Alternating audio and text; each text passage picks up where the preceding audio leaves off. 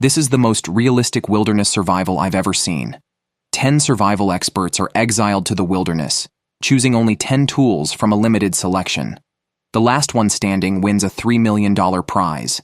This season's Solo Wilderness Challenge is set in Patagonia. The contestants must build shelters, find food to survive, and always be wary of cougar and wild boar attacks. Before this, Brit was a professional accountant. Wilderness survival is both his hobby and dream. He's competing not only to fulfill this dream, but also to earn money to buy a house and car for his son. After landing, Brit scouts the nearby environment. Patagonia is known for its strong winds and harsh cold, with wind speeds reaching up to 33 meters per second. Finding a sheltered campsite quickly is crucial. After a long walk in the forest, he finds a flat area, perfect for a campsite, complete with a natural mattress and a river nearby. However, the dead branches on a nearby tree pose a danger, so he continues searching. Shortly after, he finds a pile of cattle bones, likely leftovers from a cougar. Startled by a sudden noise, he quickly leaves the area. Not far off, he discovers fresh wild boar droppings and promptly sets up a lasso trap. An adult wild boar can weigh over 360 pounds, so the trap must be large. He wanted to set up more traps, but darkness was falling, forcing him to find a safe place to spend the night. Fortunately, there's a fallen dead tree nearby, and he decides to camp there for the night. The next contestant, Carrie, is a smart 27-year-old girl who grew up in the countryside and is confident in her survival skills. She's competing mainly for the $3 million prize. Carrie decides to make a lounge chair using the abundant bamboo around her. She breaks some small bamboo pieces and takes them to the shore. Soon, she assembles the frame of the lounge chair and continues with her construction plans. She blocks off certain areas, cuts the bamboo to the right size, and lays them out to form the chair, working until dusk. Once the bamboo lounge chair is complete and stable, she sits comfortably to enjoy the night view. Survival means securing plenty of food, so Carrie goes fishing by the river early in the morning. While waiting, she collects firewood and gathers mushrooms and berries, essential for long-term survival, as they are rich in fiber and vitamins. Catching a fish means she can enjoy a mushroom fish stew. Luckily, she catches a fish soon and is thrilled. After a joyful celebration, she squats down to prepare the evening's meal. She uses the fish head for soup and the innards for more bait. She efficiently uses the entire fish. Surprisingly, she finds an undigested beetle in the fish's stomach, which means an unfortunate end for the beetle, not just once, but potentially twice. As dusk settled, there was indeed movement on the water. Carrie quickly ran up to the shore and pulled the fish out. She grabbed a rock and knocked the fish out swiftly. With this, she easily secured 2 fish early in the competition. It seems this girl has some skills. The camera then shifted to Brit. Inside his tent, he was about to sleep when he was drawn outside by a nearby scream. Wondering if his trap had caught something, he decided to check it out with a knife in hand. As he approached, the screams grew louder, but he found the trap untriggered. Something in the darkness caught his eye, frightening Brit so much that he dared not breathe heavily. Worried about a potential threat, he quickly unsheathed his knife and cautiously made his way back to the camp. The next contestant introduced is Jim. Before the competition, he ran a wilderness survival training course and is very confident in his survival skills. He said he joined the challenge to pursue his dream, possibly because he felt oppressed at home. Upon landing, he excitedly shouted. He chose a good landing spot and easily found a place to set up camp. Entering the woods with an axe, he began setting up his tent by stringing a rope between 2 trees and draping a waterproof cloth over it for an overnight shelter. Next, he focused on starting a fire. He scraped the fuzz off the back of a piece of dry bark, placed a fire striker on it, and quickly ignited a fire. Looking at his day's work, Jim felt confident about the upcoming challenges. On the second day, to prepare for the coming winter's cold, Jim decided to build a teepee. He chopped down several suitable trees in the woods, cut them to the right size, and bound them with rope for easy transport. Then, he built a tripod and ensured its stability before continuing to construct a conical wood structure. He thought there would be more impressive actions to follow, but simply spreading the waterproof cloth over it completed the task. Not to mention protecting against wind and wild animals. It seemed like even a light rain could turn it into a shower room. After building the house, He started making a bed by laying small bamboo poles on the constructed frame to create an elevated single bed. Now, he could focus on finding food. The next day, rain began to fall, disrupting many of Jim's planned activities and frustrating him. He started missing his wife and the 3 children at home. After the rain stopped, instead of skimming stones to relax, he unexpectedly pulled out the phone to quit the competition. After much hesitation, he finally pressed the quit button. This move was puzzling, as many were eager to compete, yet he opted for a brief 3-day adventure, possibly worried about his wife being alone at home or feeling hopeless about surviving further. Next, let's look at another contestant. This man, resembling Mario, is called Fowler. He looks simple but has a beautiful wife and 2 lovely daughters. Fowler's survival skills are all self-taught, and he is particularly proud of his building skills. He believes he can build anything he can imagine. He joined the challenge mainly to win the prize money and buy a luxury house. Fowler's shelter was located downhill, and a heavy rain could easily force him to leave. Thus, he decided to find a more suitable camping site. Walking up the steep slope was very challenging. After much effort, he finally reached the top, only to be startled by wild boar droppings. Knowing that wild boars could attack when threatened, he remained vigilant, carefully watching and listening. After a long walk, he found an ideal spot. A fallen tree could serve as the back wall of his shelter. While planning the construction, he suddenly spotted a pile of scattered bones nearby, which chilled him to the bone. He had no choice but to abandon this hard-won campsite. That evening, Fowler made a fishing rod out of bamboo to prepare for night fishing. After setting up the fishing line, he placed the rod on the shore. While he was focused on the possibility of a catch, a sudden noise nearby startled him. He quickly shone his flashlight towards the sound and saw a pair of glowing eyes in the distance. Fowler observed carefully and realized it was a large cat. By the time the creature left, it had vanished. Next up is Greg. Greg's campsite was exceptionally well located with easy access to water and wood. If he could continuously catch fish, he was likely to win the season's survival championship. Currently, Greg lacked a comfortable bed. He spread dried moss on the floor inside his shelter, creating a natural mattress. Then, it was time to enjoy a meal. After roasting fish over the fire, Greg eagerly began to eat. Just then, he heard a wild boar nearby. He immediately grabbed his bow and arrow to investigate. If he could catch the boar, his upcoming days would be worry-free. Unfortunately, despite a long search, he found nothing and shot an arrow at a tree in frustration, warning the boar not to let him see it again. Greg had learned fishing and hunting from a young age and had 37 years of experience as a lumberjack. Being single for 20 years, he had no attachments. His daughter was his greatest motivation in life, and he joined the challenge to provide a better life for her. He heated water by placing hot stones in it, a method used by ancient people. During the wait, he made a wooden comb to groom his flowing hair and even trimmed his nose hair with fire. This hardcore father was indeed interesting to watch. Next, we meet Dave, a survival instructor with 20 years of experience and a record of over 40 days of winter wilderness survival. His skills in hunting and fishing were highly refined. He joined the challenge partly for the money and partly to test himself. His years of survival experience made him feel right at home here. Each morning, he started with a cold bath to invigorate himself, followed by brushing his teeth with activated charcoal, which effectively removes oral stains and bacteria. After freshening up, he prepared to fish by the river. Food was crucial for survival. He used bone fragments collected a few days earlier as bait. Whether due to the local fish being very hungry or Dave's excellent fishing skills, he caught a fish almost immediately after casting his line. Excited, Dave brought the fish to shore, prepared a charcoal grill, and eagerly ate a piece, feeling energized and comfortably satisfied.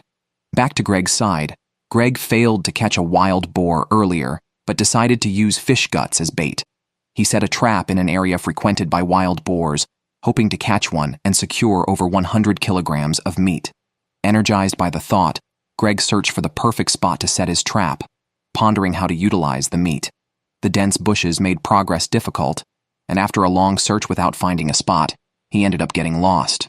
Day 5 of the survival challenge, Zach prepared to make a fishing device. He sharpened some bamboo and took it to the riverbank, inserting them into the water to form an M shape with a gap in the middle. This trap would confine fish that swam inside. Considering that fish usually hide from predators, he covered the trap with bush branches to attract fish. Zach, a wilderness survival instructor with a record of 66 days outdoors, joined the challenge to test himself and to win the $3 million prize. After setting the trap, Zach walked in the woods to look for more food. He found no food, but stumbled upon some feces, which he identified as belonging to a mountain lion, a skilled ambush predator that could pose a lethal threat. Realizing he was only 5 minutes from camp, Zach felt on edge, vigilant for any slight sound. Over to Brit's shelter was far from basic. A slight worsening of the weather might send him packing. He appeared to be reinforcing his shelter by splitting wood, but he only raised the roof slightly to better channel rainwater off. If he doesn't make improvements, he likely won't last in the competition for much longer. Meanwhile, at Fowler's site, Fowler had a versatile tool, a military shovel.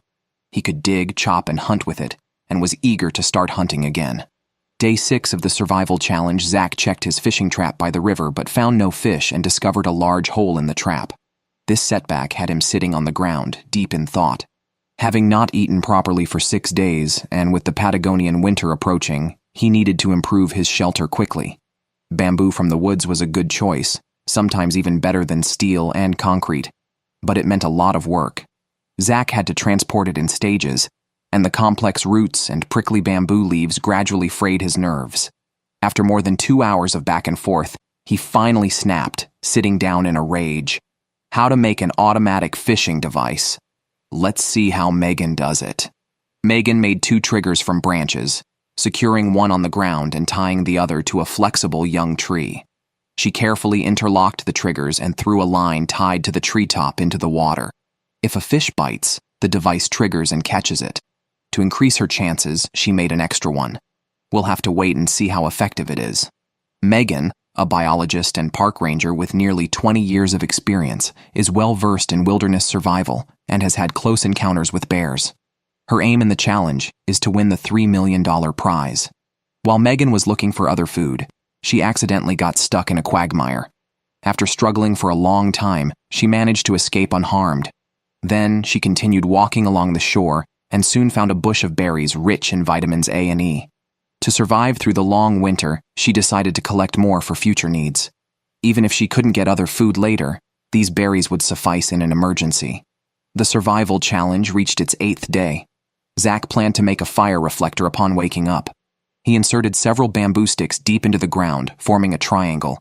He just needed to find more bamboo to interlace in the middle, stacking them to create a wall. This would reflect the heat back to the shelter.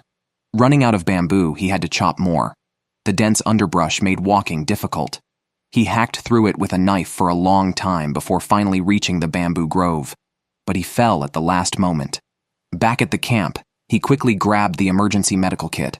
While cursively dressing the wound, he cursed.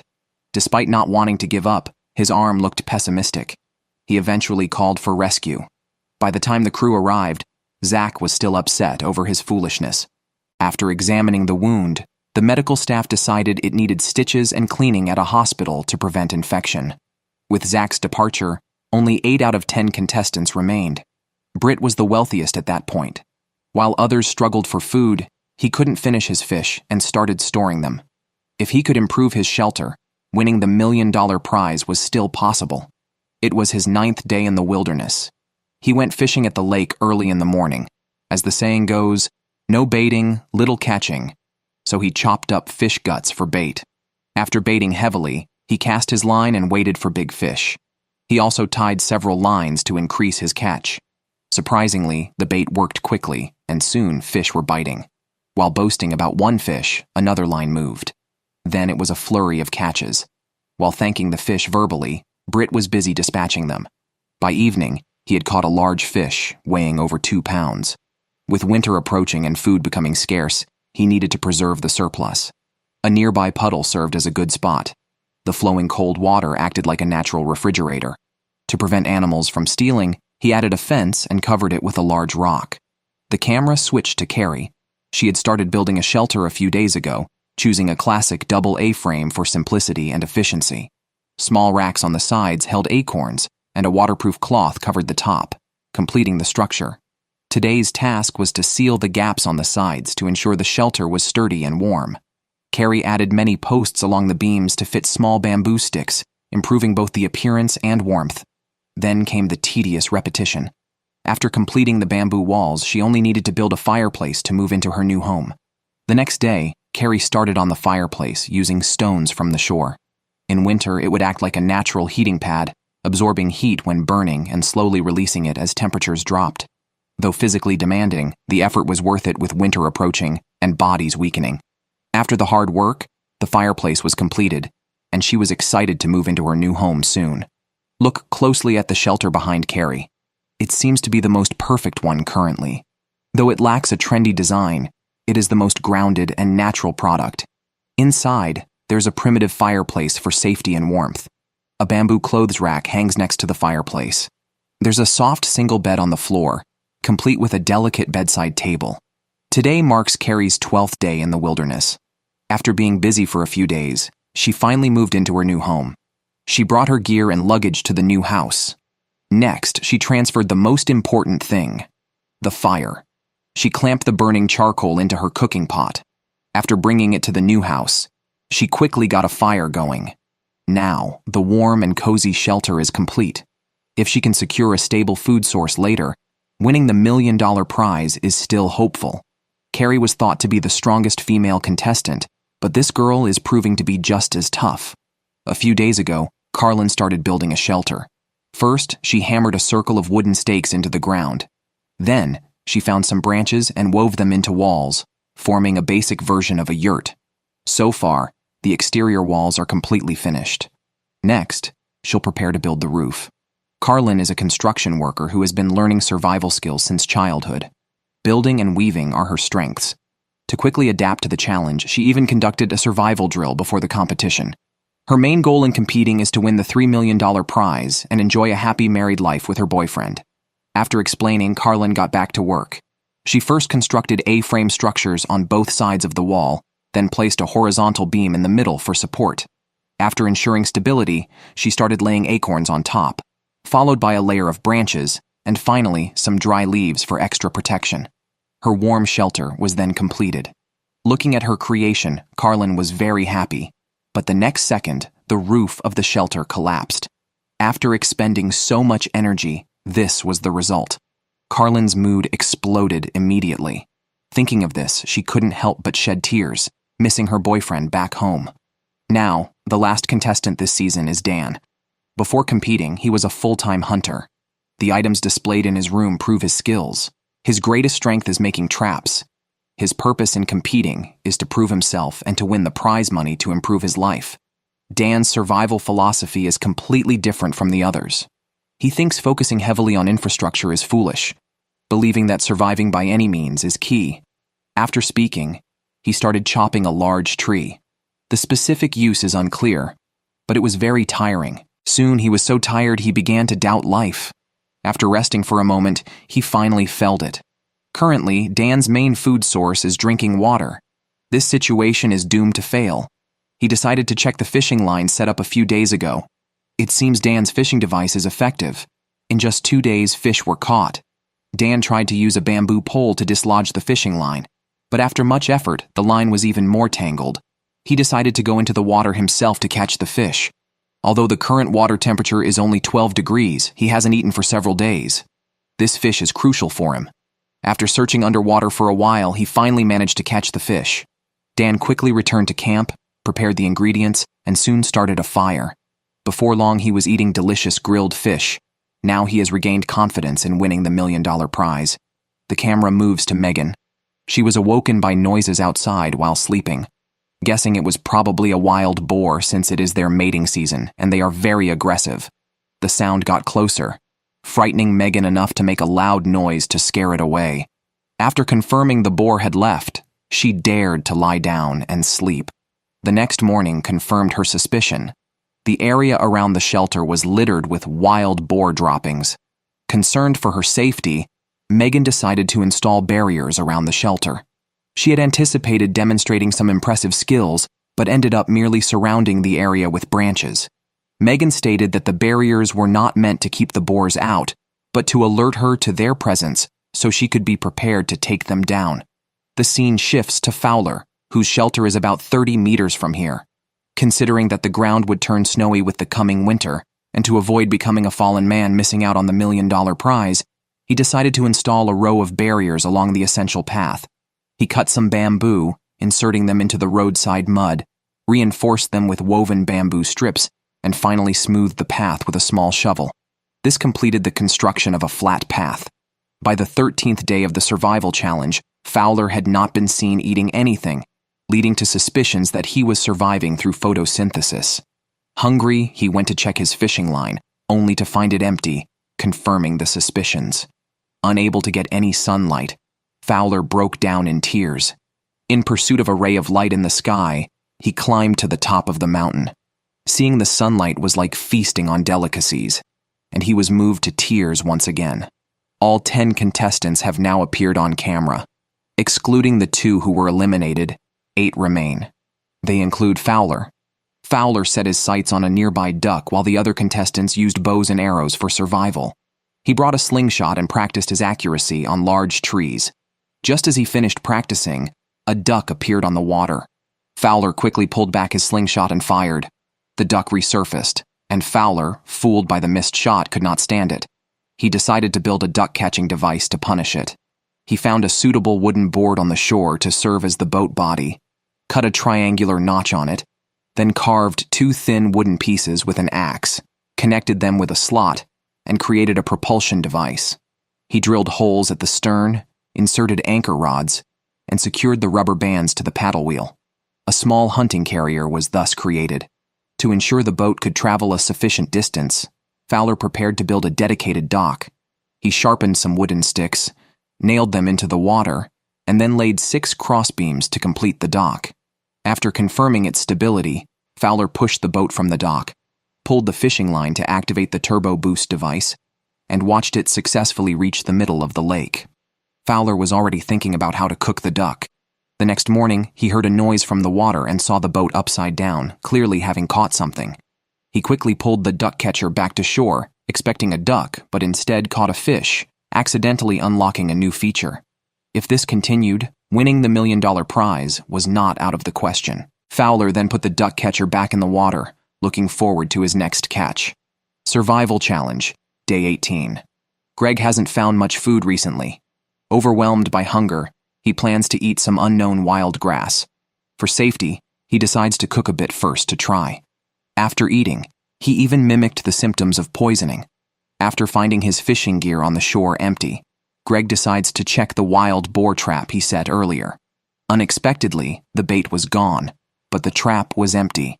Luckily, he had set up a camera next to the trap. He wanted to see what kind of creature dared to do this. The camera revealed a small fox that snatched the bait and ran off. Seeing this, Greg was determined to make this little creature pay. To catch the cunning fox, Greg set a snare using branches. He placed bamboo sticks on the ground in a V shape, then propped up a thick log at the other end. The support pole below was tied with a rope and bait. If the fox dared to come, it wouldn't return. This trap, if large enough, could even catch a black bear. 3 nights later, the fox showed up as expected. However, it seemed the trap failed to trigger. The next morning, Greg saw the untouched trap and felt embarrassed. The bait was stolen again. This creature had mastered the technique, moving as freely as if it were in its own kitchen, which infuriated Greg. He decided to make the trigger more sensitive, thinking if it still didn't work, he might have to resort to eating grass. Unexpectedly that evening, the fox didn't follow Greg's planned path. It seemed to have already seen through the trap and merely scratched around it. In the end, it ate the bait and left gracefully. It seems the term crafty as a fox really does hold true. Greg was completely devastated by the scene, not expecting to be outwitted by a fox 3 times. With nothing left to eat, and now having fed the fox, if he couldn't catch any fish, he'd have to eat grass. Meanwhile, another contestant, Megan, was even less fortunate. From the start, she had been surviving on grass. Clearly, this was not sustainable. Shortly after, Megan found her fishing gear had been triggered, but unfortunately, the fishing line had tangled in the reeds. Desperate for protein, she decided to go into the water. The icy lake water made her shiver. a situation that not only drained a lot of energy but could potentially be life-threatening if prolonged. Regrettably, after searching underwater, the fish got away. Back at the shelter, Megan felt very depressed, sitting by the fire, regretting and missing her family. The camera then moved to Brit. As middle age necessitates, fearing the cold from going outside at night to urinate, Brit made an indoor urinal using a Y-shaped branch supporting a hollow log. Now, he no longer had to worry about the cold during nighttime bathroom breaks. During this time, Brit hadn't been able to catch any fish, and the fish he had stored was already gone. So he decided to look for food in the woods. After a long walk, he finally found some beefsteak fungus, which not only looks like a tongue, but also oozes red liquid when cut. He also found some grasses nearby, which reportedly has several times the nutritional value of bananas. Overcome by hunger, Brit ate it right away, tasting somewhat like an unprocessed salad. After eating, Brit planned to make a hunting trap, tying a line to a flexible sapling, fixing the triggering device below, and hanging the bait. He then surrounded it with branches. Now, all he could do was leave it to luck. Though not often in the spotlight, Dave's shelter was impressively built, with a pot stewing food and a large fish nearby. So far, aside from being lean, his days had been relatively comfortable. To prepare for the upcoming harsh winter, today he is installing a security door at the shelter. The bamboo collected a few days ago is now being put to use. First, he cuts the old bamboo into the right sizes, then assembles 2 triangular frames for the door. Next, he covers the frame with a thick layer of new bamboo. The door is reinforced in a mo style, and it's done. It's now time to test it. Surprisingly, it even has an automatic closing feature. If he can keep getting food, Dave might still have a chance to win the $1 million prize. The survival challenge has been going on for over 20 days. Early this morning, Megan saw fish feeding by the lake and quickly took the chance to try and catch one. After a long wait with no luck, she had to rely on her fishing device. Fortunately, there was actually a fish on the hook. Megan excitedly jumped up and didn't care about getting wet. She jumped into the water and pulled the fish out. Fish protein is higher than chicken or duck, so she won't have to worry about food for the next few days. She quickly made a pot of fish soup over a fire, enjoying meat for the first time in a while. Unnoticed, the challenge reached day 34. Exhausted, Brit lay in the camp, hanging on. Since the weather turned cold, he hadn't caught a single fish. Remember the hunting trap he set up a while ago? It's now his last hope for survival. The current situation was a blow to him. It seems the trap had caught a rabbit once, but it escaped after biting through the line. A rabbit's bite is strong enough to break wood, let alone a trap made of fishing line. Back at the shelter, Brit was incredibly frustrated. With no other option, he boiled some water to stave off hunger. Long-term hunger can lead to anxiety and depression. Brit started thinking about quitting the competition. The next morning, he was like a zombie, mechanically gathering some wood before looking at his family's photos, which instantly brought on homesickness like an uncontrollable flood. After much consideration, he finally made the call to quit the competition. After Brit left, there were 7 contestants remaining. Fowler put a lot of effort into building his shelter. He had started half a month earlier, first inserting bamboo into the ground to form a basic framework, then digging a fire pit in the middle and weaving bamboo walls around it.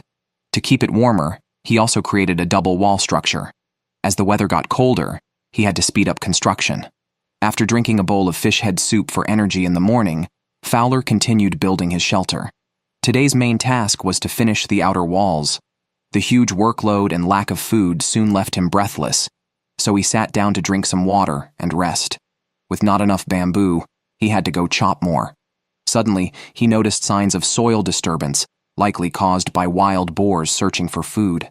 Fowler decided to set a few traps right there. He dug a deep hole with a small shovel, inserted sharpened bamboo, and covered the top with a thin layer of soil and dry leaves for camouflage. If he survived this, he wouldn't worry. Fowler had a second set of traps ready. He drove 2 bamboo stakes into the ground, tied a rope between them, and set a sharp pickaxe in the middle. He camouflaged it with surrounding bamboo and tied viscera to the trigger as bait. Any boar daring to come would surely not return. On day 36 of the survival challenge, if Greg knew what Fowler was doing, he would surely advise him to give up such ideas since he had been thoroughly outsmarted by a fox. As the weather cooled, fishing became increasingly difficult, so he decided to build a raft and try his luck on the opposite shore. To ensure the raft was strong and secure, he, a carpenter by trade, used a special structure. The processed wood was fastened together with ropes, and the simple raft was quickly assembled. However, during the water test, the raft was found to be too shaky. For safety, he immediately paddled to the shore. It seemed further improvements were necessary. The scene shifts to Carlin. She had repaired the collapsed roof and built a large stone fireplace inside the house. Now she could fully focus on finding food. In the evening, she sat outside enjoying the night view, captivated by the brilliant Milky Way above, deciding to camp outdoors for the night. Just then, she heard animal noises nearby. Unafraid, Carlin grabbed her flashlight and shone it into the distance, spotting a pair of glowing eyes staring back at her. She approached boldly and could vaguely see a figure leaving, likely a fox or a wolf, but it didn't deter her from camping. It's fair to say she was quite courageous. It seems Dave hadn't had meat for a long time, eating raw fish roe to win $1 million prize, risking his life. Already frail, he only lasted a month before looking emaciated. The current cold had frozen the water's surface, pushing the fish to deeper, harder-to-reach areas. Despite the hunger, Dave remained hopeful, but after many attempts and changing spots, he caught nothing. With only mice nearby, no other animal traces. Dave wanted to use stones to trap them, but the show's rules forbade eating rodents due to a deadly virus they carried, with a 40% mortality rate if infected. This severely affected his performance, frustrating Dave to the point of outcry. The next day, he decided to change his fishing strategy, trying fly fishing with hooks tied to branches and feathers. The biomimetic bait worked, and after hours he finally caught a fish, a moment of indescribable excitement for him. This fish was a lifesaver, as he was starving. Luckily, the fish's belly was full of roe, rich in proteins and minerals. Unable to wait for cooking, he sucked them down raw. Survival challenge, day 39. Fowler had set traps the day before. Eager, he checked them early, but sadly the pitfall trap was not triggered. Although bait in another trap was taken, nothing was left behind. Reluctantly, he reset the traps, hoping for better luck next time. After setting the traps, Fowler began constructing a fireplace, quickly becoming breathless due to his weakened state. After some photosynthesis to regain energy, he headed back to camp, enduring hunger. Meanwhile, Greg, seeking a more stable raft, decided to find more wood for improvements. Lack of food had weakened him, and it took all his strength to fit the log into the raft and secure it with ropes. Finally, he could sail across to fish. During the trip, he wore a life jacket, as the water was about 6 degrees Celsius, posing a risk of hypothermia if he fell in. Fortunately, he arrived safely on the other shore, where changing spots quickly led to a big catch. Pulling the fish ashore, Greg was overjoyed, having been eating only vegetation for a while. If he could catch more large fish to make smoked fish, winning the $1 million prize seemed possible. While others were still scrambling for food, Carrie was thinking about steaming a sauna in the wilderness. She treated survival as if she were at home, even placing various pieces of furniture in her shelter and hanging bone chimes at the door. Yet she wasn't satisfied and decided to build a sauna. First, she cleaned some bamboo and planted them into the ground in a circle. She then bent and fixed the ends of the bamboo together, completing the frame of the sauna. After covering it with a waterproof cloth and sealing it with stones around the edges, she had made a dome-shaped sauna. To prevent the heated stones from exploding, she made a protective fence from bamboo. To add a ceremonial touch to the sauna experience, Carrie laid down a green moss carpet.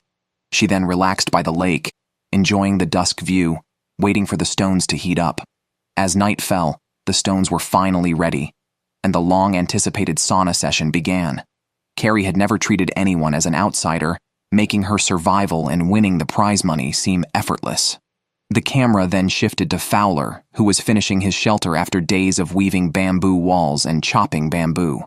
His noticeable weight loss reflected his exertion. Once the roof was done, his shelter would be ready to move into. To clean the house, he even made a 9-toothed rake. Evening came, and the ever-busy Fowler carved a small rabbit for his daughter. The scene moved to Dan, who lived by the principle of passive survival. He dreamt of eating plenty every night and meticulously calculated every step for energy efficiency. His laziness proved fortunate when he quickly caught a big fish by the lake and began boasting about his resilience. Dan, a trap master, saw no need for traps here and preferred to conserve energy by the fire, indifferent to others' views on his strategy, focusing only on winning.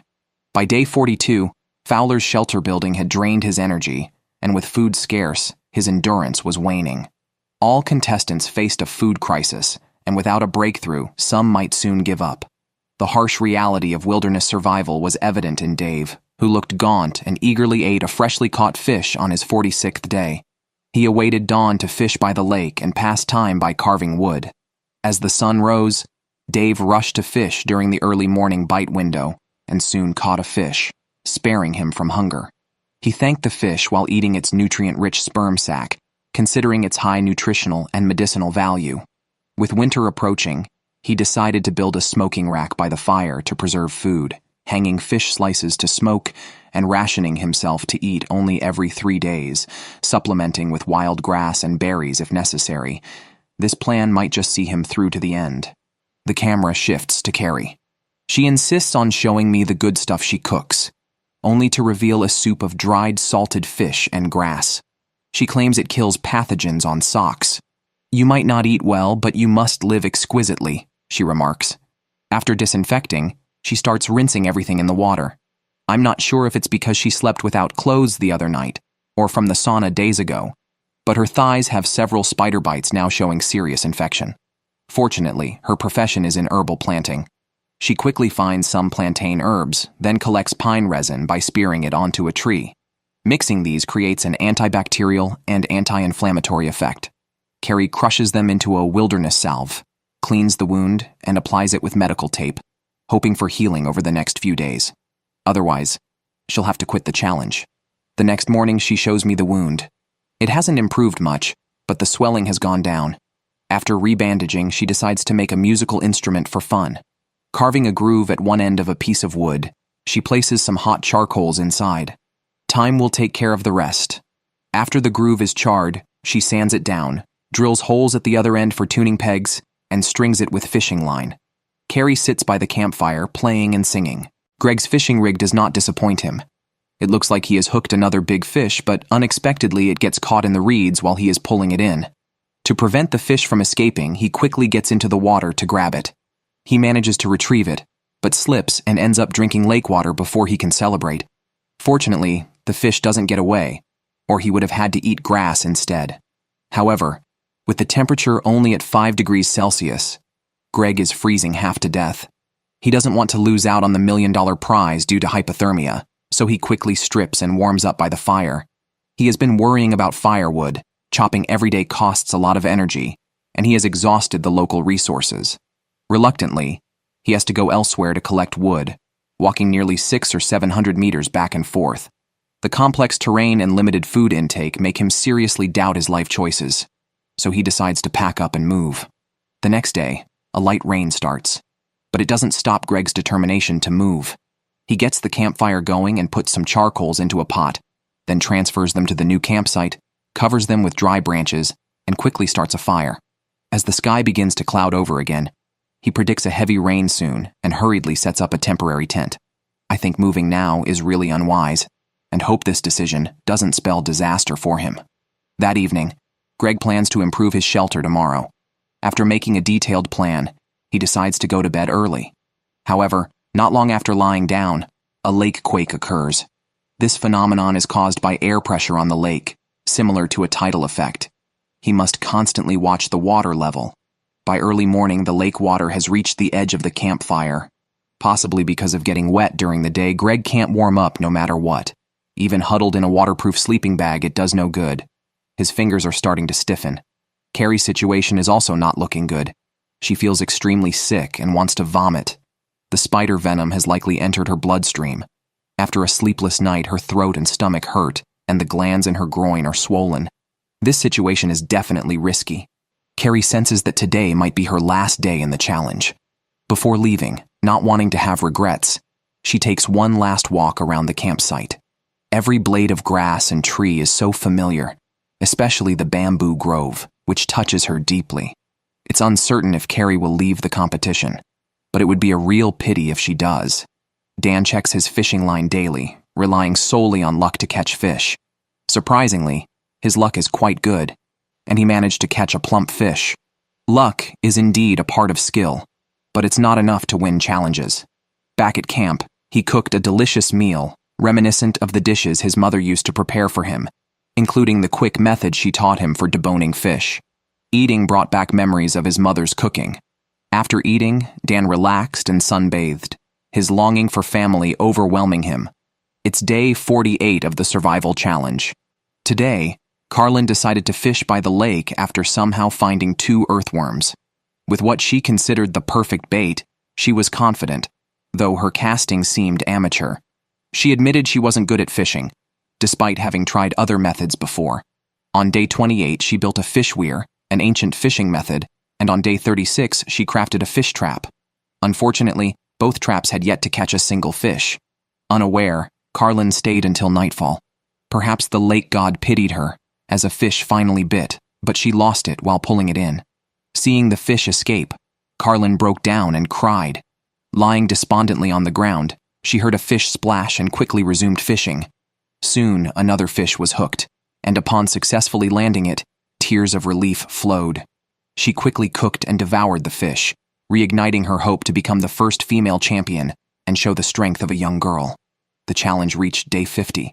Dan's longing for his family intensified, sitting by the fire, continually motivating himself. After filling his soul, he walked back inside. The next day, a crew boat came to pick someone up.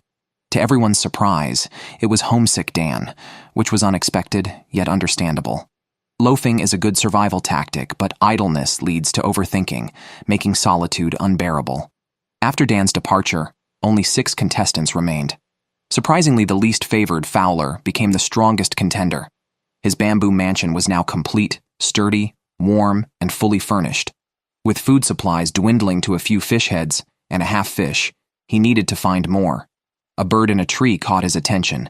Fowler took out his slingshot, hoping for a change from fish. Unfortunately, his shot only scared the bird away. Undeterred, he decided to create a bird-catching device, setting up a sensitive trap with bait. Confident, he waited nearby for his prey. Soon, a bird was trapped.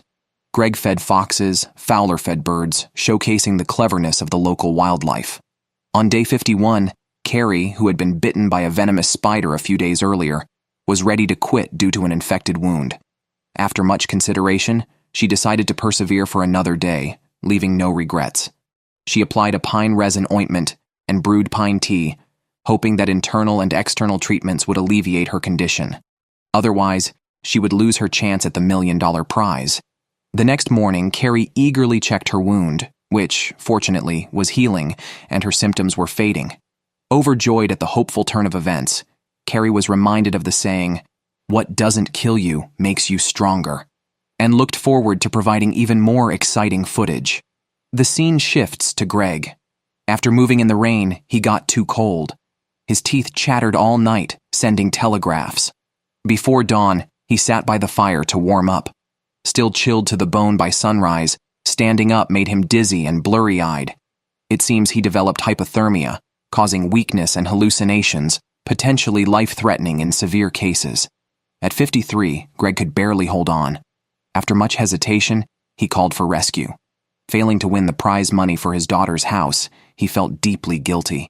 After Greg left, only 5 contestants remained. The competition among the strong players officially began. Fowler's trap did not disappoint, seemingly catching something. To prevent the prey from escaping, he covered it with a cloth, carefully reached in, and gave it a neck massage, then plucked it completely. Though the bird didn't provide much energy, it was better than eating grass and missing out on a $1 million prize. Fowler, in a good mood, took out a 9-toothed cake. Seemingly cleaning and collecting firewood, he was actually showing off his craftsmanship. After boasting, he returned to the shelter to eat. To fully utilize the small bird, Fowler stewed it into a soup and drank it, gaining strength to keep surviving. On day 59 of the survival challenge, Dave shot an arrow at something he thought was a wild boar, but it turned out to be its droppings. Recently, he noticed signs of wild boars nearby. As a skilled archer, Dave couldn't wait any longer, so he decided to set some traps first. A few days ago, he found a piece of wire, perfect for making a lasso trap according to the rules. To ensure the boar couldn't escape, he also used dead wood for a secondary trap. The rest was up to time and luck. Dave made tea with strawberry leaves, then decided to check the boar trap. Though signs of boar were visible nearby, the trap hadn't been triggered. He found an excellent hiding spot next to a boar trail intersection, chopped some bamboo for camouflage, and then, armed with a bow and arrow, lay in ambush. Wild boars are active during the day in winter to regulate their body temperature. After a while, he heard a pig squeal nearby, guessing the lasso trap had caught it. Considering the panicked boar's combat power, with biting force strong enough to crush bones, he approached the trap cautiously with his bow and arrow. However, upon arrival, he found he was too late. The scene was a mess, disrupted by the boar, which had also overturned a fixed camera, seeming to mock Dave in the footage. Carrie, having just escaped a tiger, entered a wolf's den. Her wound got infected, and then rats invaded. Last night, one almost successfully attacked her. The rats carried a hantavirus, not something herbs alone could cure. So, she decided to make a rat trap. She notched a stick with a knife to make a trigger, ensuring any rat that dared come would not return. Carrie's trap worked as expected, catching a rat. Her only regret being it wasn't edible, otherwise it would have been breakfast. The most awkward thing about living alone in the wilderness is when a girl is studying a trap intently, and the prey is studying her from behind. This was mainly because every night the creature disrupted Megan's sleep. Foxes are common carriers of rabies. A bite not only risks the million-dollar prize, but also her life, should the virus activate. Megan initially wanted to avoid conflict with the fox. However, she had run out of food, and the plants she relied on for survival were about to disappear due to the cold weather. Therefore, she decided to trap and eat the fox. Given that a fox's sense of smell is 24 times stronger than a human's, Megan wore gloves while setting the trap. She bent a small tree and fixed it to the trigger mechanism, then made a noose from an umbrella cord and tied it on top. She camouflaged the area with branches and placed bait behind the noose. With the hanging trigger device set, all she needed to do was wait for her prey. The next morning, Megan checked her fishing setup first. With no bait available, she resorted to imitating Jiang Taigong. She then went to check her trap's catch, only to find the noose bitten through.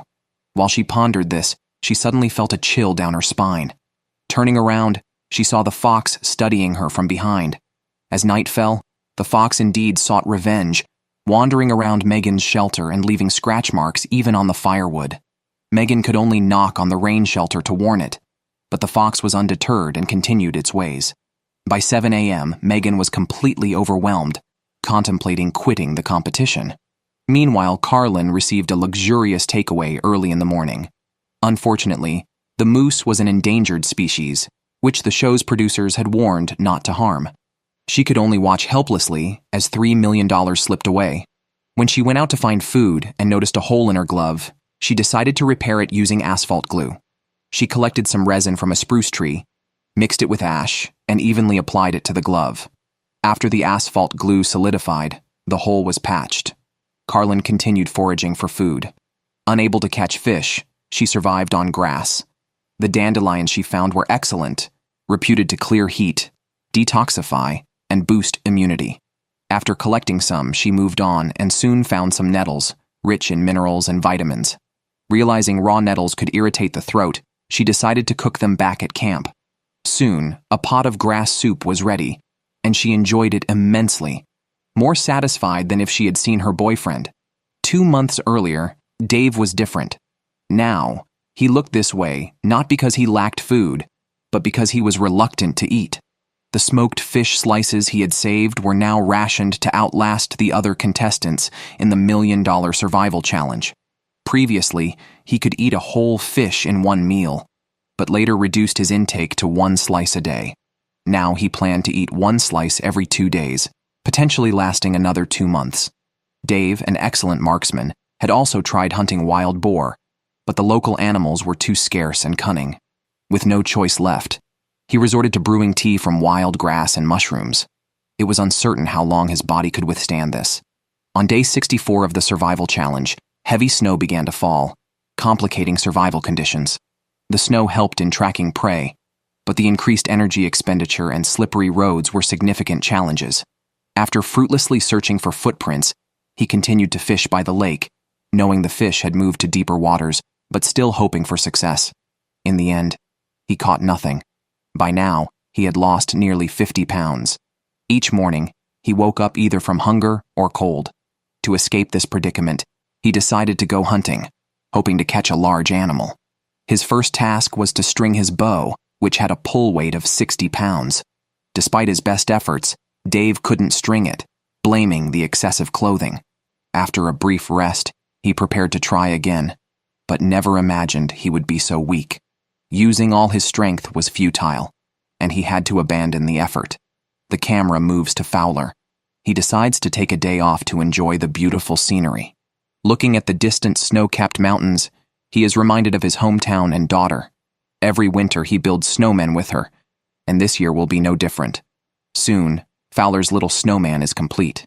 He lets out an evil laugh, pulls his slingshot and lands a headshot. If only my hunting shots were this accurate, I wouldn't be going hungry. The camera moves to Megan. After the snowfall, the foxes finally stop bothering her. Her first task upon waking is to check the fishing gear, but sadly there's not even a single hair on it. Desperately needing food, she decides to make a bird trap. She weaves it together piece by piece, creating a clever trap, and uses some rotten berries as bait, confident she'll catch a bird. As edible plants become harder to find, Megan checks the trap she set yesterday, only to be disappointed. The bait is gone, the trap sprung, but the bird has vanished. She had set a rabbit trap a few days ago. Holding on to her last hope, she goes to check it. Surprisingly, the trap had caught a large fat rabbit, but it had escaped. It seems there is no shortage of food here, but her hunting skills need improvement. How much longer she can hold out is uncertain, as the survival challenge reaches day 67. Near Carlin, a noise suddenly erupts from a group of wild geese by the lake. To feast on wild goose stew, Carlin decides to make several slingshots. They are simple to make, with a range long enough to ensnare the prey. To improve accuracy, he makes 2 sets. Once the geese swim to shore, Carlin carefully approaches them, but by the time he gets close, the geese are gone. The human body, lacking protein for so long, starts consuming muscle tissue for energy.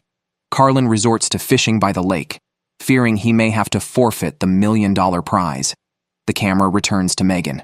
Desperate for meat, she is scratching her head in frustration. On the 3rd day of the competition, she set up a gill net, but after more than 60 days, not only has it failed to catch any fish, it frequently catches her instead. So she decides to convert the gill net into a scoop net. At this point, I am utterly impressed by her. I had thought this season forbade gill nets, but as the challenge nears its end, we witness the most divine maneuver in the history of solo wilderness survival. Even more miraculously, the scoop net is ready for immediate use, and the unused fishing gear suddenly catches a fish. Megan quickly removes her shoes, grabs the scoop net, and braves the icy lake water to retrieve the fish. After much effort, she finally manages to land the fish. Experiencing rain after a long drought, Megan is ecstatic. So she quickly makes a pot of fish soup, thinking she won't have to eat grass for the next few days. The camera moves to Carrie. A few days ago, the snow excited her immensely, and with her wounds healed, she's thrilled. She lies on the snow and begins body painting. After playing, she returns to the shelter and starts a fire. Unnoticed, the challenge reaches day 70. Carrie's fishing gear seems to have caught something. Another plump fish. In this brutal survival challenge, the longer participants last, the more they crave protein, because each additional day increases their chances of winning. Carrie's luck and skill remain strong. As she harvests the fish meat, she also collects a lot of roe. She can't wait to feast on a big meal, fresh fish paired with fresh mushrooms and nutritious dandelions, making it the most lavish meal of the season. These hard-earned foods deeply move her, prompting her to reflect on whether her competitive nature and the physical toll taken for money are worth it. At night, Carrie can't help but miss her hometown, thinking that besides the hardships of survival, perhaps loneliness is the biggest challenge for the contestants. Fowler keeps busy to cope with loneliness and never dares to stop. He records his experiences on sticks every day, Recently, he made a small rabbit toy for his daughter and has now also crafted a spoon and bowl. During the day, he searches for food and chops wood, aiming to keep himself occupied. However, he cannot block out the feeling of loneliness. He remembers his wife's loving farewell before he left, and his 2 young daughters, which brings tears to his eyes. The longing feels like a heavy stone, making it hard for him to breathe. On day 72 of the survival challenge, the crew's boat appears on the water, indicating someone might be giving up. As the camera zooms in, it turns out to be Carrie. This unexpected turn shocks everyone. Although Carrie claims it doesn't matter, her expression betrays her. Just yesterday, she was confident about the challenges ahead. But a song in the evening made her realize that money isn't that important. Health is the true wealth. Despite her withdrawal, Carrie's open-minded attitude is admirable. She managed to make medicine from herbs after a spider bite and contributed many memorable moments. From this perspective, she has already won. Looking at before and after photos of Dave from the competition shows the immense difficulty. Today is his 73rd day in the wilderness. His spirit seems to have merged with nature, and he can even feel the trees breathing. Though his body can't keep up with his spirit, he still persists in fishing by the lake. Severe hunger has led to malnutrition. He has stored 33 smoked fish but hesitates to eat them. His body is so weak that even breathing feels difficult. After standing by the lake without catching any fish, Dave tries to change fishing spots, but feels dizzy and collapses on a rock. Fortunately, he gets up quickly, realizing he might be in serious trouble. Previously, he ate a piece of smoked fish every 2 days, but now he must break this rule due to his physical condition and upcoming medical checkup. After drinking a pot of fresh vegetable and fish soup, he seems somewhat better. The medical team arrives to ensure the contestants' safety and regularly performs health checks. Reluctantly, Dave steps on the scale, which shows he has lost about 38 kilograms. His blood pressure is dangerously low, and the crew is shocked by his skeletal appearance. After discussion, the medical team informs Dave that he must end his participation to prevent organ failure. This strong man can no longer hold back his emotions. Even though he offers to eat all his stored food, the medical staff do not give him any chance, insisting he needs immediate hospital treatment. It's a devastating blow for him, filled with regret and sorrow. If he hadn't been so hard on himself, perhaps he could have won this season. He had planned for the future, but failed to live well in the present. Wishing him a quick recovery, the competition now moves on to the final 3 contestants. The final showdown begins, with the camera returning to Fowler. After waking up, he heads to the lake to find food, carrying a duck-catching rig and fire-making tools. The first task at the lake is to start a fire, as the temperature has dropped to freezing. Getting wet is dangerous, but after his fire fails to light, he stubbornly chops some dry branches. Despite nearly wearing out his flint, he still struggles to ignite a fire. Fowler's mentality exploded under the harsh conditions of hunger and cold. After calming down, he checked his fishing device and felt somewhat better after catching a fish. However, while reeling in the fish, he discovered the lines were tangled. He tried to perform a trick with another rod, only to accidentally throw the fish back into the water. This completely shattered Fowler's composure. After fixing the fishing rod while cursing, he had no choice but to find something else to eat. Though he couldn't dig up gold from the soil, what he found was akin to gold because it could keep him alive. This would give him a chance to win the $300,000 prize. However, identifying plants was Fowler's weakness. Unsure if the roots were poisonous, he decided to collect them for later use. His biggest hope still lay in fishing, but he was speechless when he saw the dock and fishing rods submerged due to the rising water level. After finding no fish, he had to raise the dock, as it was his main source of food. Nearby, he felled a spruce tree and, with great effort, dragged it to the shore to fix the dock, after which he was completely exhausted. If he couldn't find food, he might have to risk eating the potentially poisonous roots.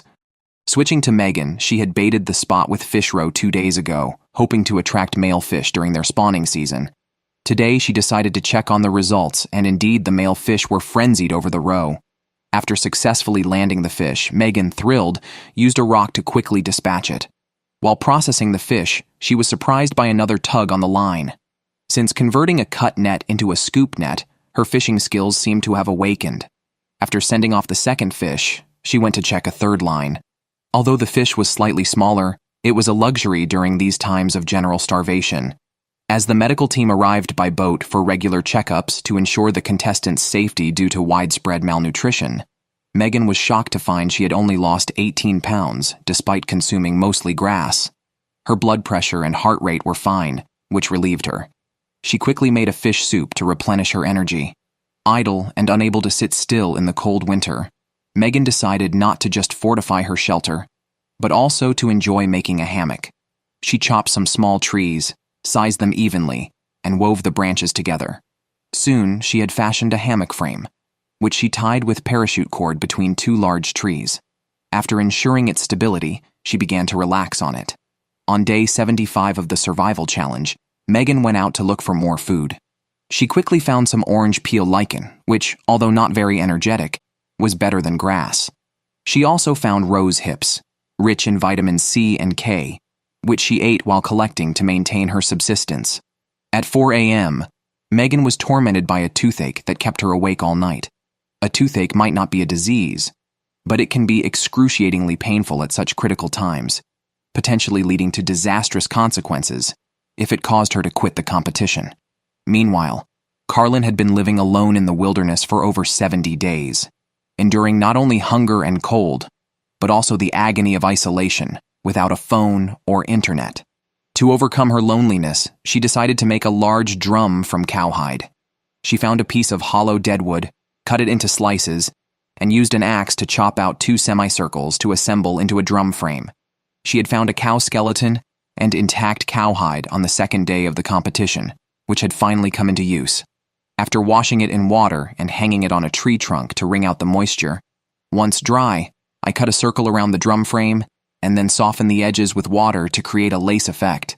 After finishing these tasks, Carlin felt tired and hungry and decided to look for some food in the forest. She collected a small bag of wild grass berries and then returned to the shelter to continue making the cowhide drum. Using a cow leg bone she found earlier as a tool, she punched holes around the edge and threaded parachute cord through in a crisscross pattern. The process was then repeated until the large cowhide drum was completed. The final step was to test it. After confirming there were no issues with the drum sound, she hugged it and began to beat and hum. Whether it was because she played a retreat beat or not, Carlin began to miss her family and boyfriend and even considered quitting the competition. On day 76, Fowler went to the lakeside for a routine check of his fishing gear, but caught no fish, and even lost his bait. Previously, he could always catch 4 or 5 fish here. Whether it was due to colder temperatures or strong winds, he had seen no catches in the past week, leaving him somewhat at a loss. Returning to the shelter, he felt hungry and exhausted, and turned his attention to the roots he had dug up 2 days earlier. At this critical point, he didn't care whether they were poisonous or not, and eagerly started cooking them. After boiling, he tasted one and said it tasted good, somewhat like carrot, though he wasn't sure. But it was definitely a bittersweet moment. Perhaps due to the tension of recent times, Fowler began to cry while eating. Today was his 77th day in the competition. After a heavy snow, he couldn't catch even a fish whisker, though he did catch plenty of crow's feet around his eyes. The last medical checkup revealed he had lost 54 pounds, and he might be advised to leave the show if he lost any more. He had hoped for a catch today, but it was just the wind playing with him. To prevent hunger and loneliness from eroding him, Fowler needed to keep busy and divert his attention. While he could undertake major projects when he was physically strong, now he was so weak he could only chop bamboo to make chopsticks. He had made exactly 70 pairs so far. If not for the $300,000 prize just within reach, he might have already gone home to his wife. The scene shifts to Carlin, who had been surviving on wild greens. She thought she could win this enduring battle by eating grass, but found that other contestants were not vegetarians either. Thus, she decided to try her luck at the lake again, as she needed some protein supplementation, or she might have to quit at the next routine medical checkup. Megan's situation was also not optimistic. A toothache had tormented her so much in the past 2 days that she could develop sepsis if it was severe. Coupled with the pouring rain outside her shelter, her mood became unbearable. She couldn't help but think of her husband and 2 children. She thought making a fish basket from reeds might help, but the flood of homesickness was uncontrollable. Sitting on a dead tree by the lake, she pondered. On day 78, The production team's boat came across the water. All 3 contestants were on the verge of collapse. Who would give up first? The camera zoomed in, and it was Megan. The toothache and missing her family broke her.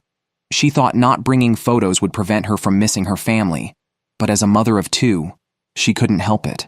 When both her body and mind were defeated, she had no resistance left. Although she didn't make it to the end to win the prize, her strong will and determination were indeed commendable. Just surviving on grass until now was quite remarkable. After Megan left, only Fowler and Carlin remained.